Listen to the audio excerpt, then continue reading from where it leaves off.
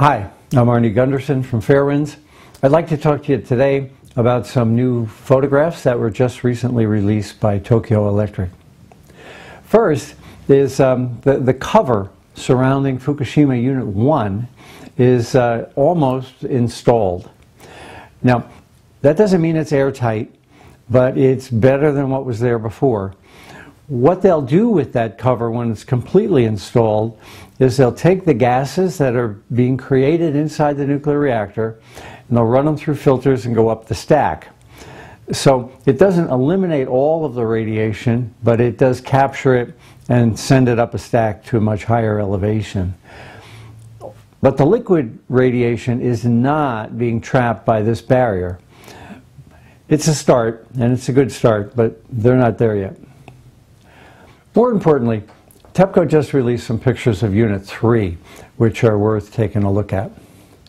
Now, to back up a little bit, you'll recall that as the accident began back in March and April, we dissected some videos of the explosion in Unit 1 and compared it to the explosion in Unit 2. I'll show you those right now, and they're quick. The first one blows outward, and then Unit 3, on the other hand, after an initial spark, an initial flame front on the south side, blows upward. Unit 3 is much more dramatic and much more powerful than Unit 1.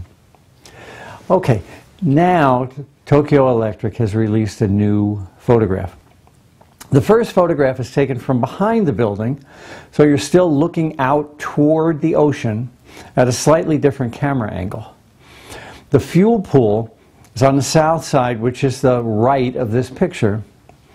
Look in the center of the building. First off, the roof has collapsed, and there's a large, kind of a gray structure in there. That's the trolley for the overhead crane in the middle of the building.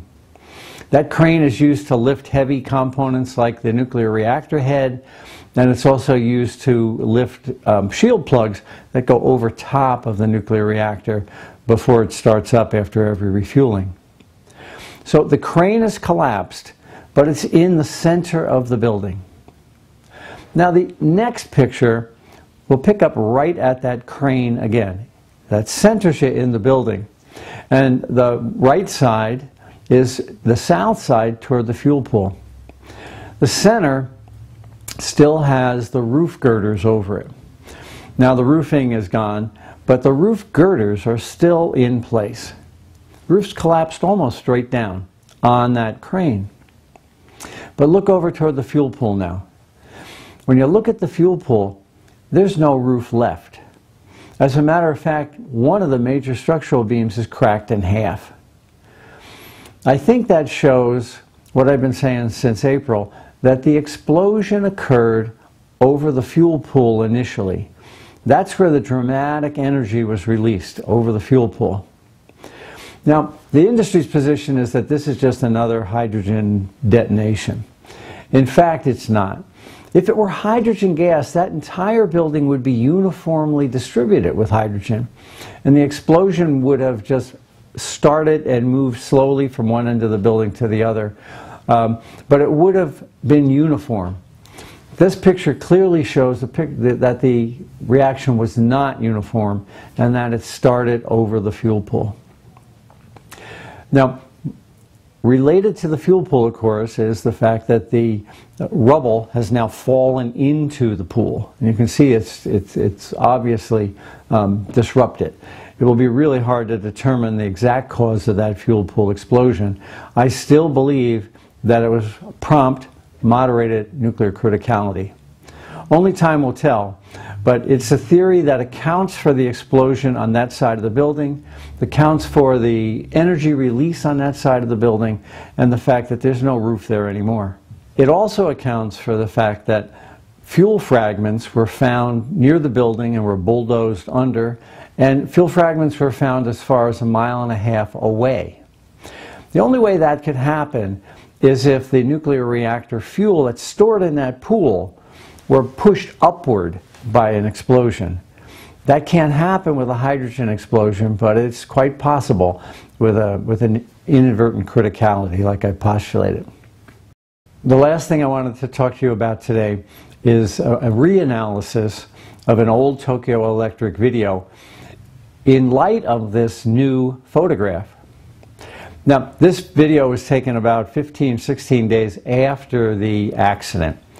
And you'll see a large amount of steam coming out of the floor. This is in Unit 3, and above it is that girder for the traveling crane. That means that the steam is in the middle of the building, not over the fuel pool. The fuel pool wouldn't steam like that. The fuel pool would be much more gentle, almost like a lake with fog over it. But this steam is being pushed out, and it's occurring in the middle of the building.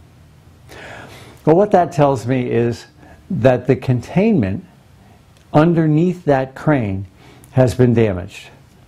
The containment is leaking. There's no way that amount of steam could be getting out were it not for the fact that the containment is leaking. Since then, we've continually seen steam coming out of Unit 3 in the center. So I think we've got two things going on here.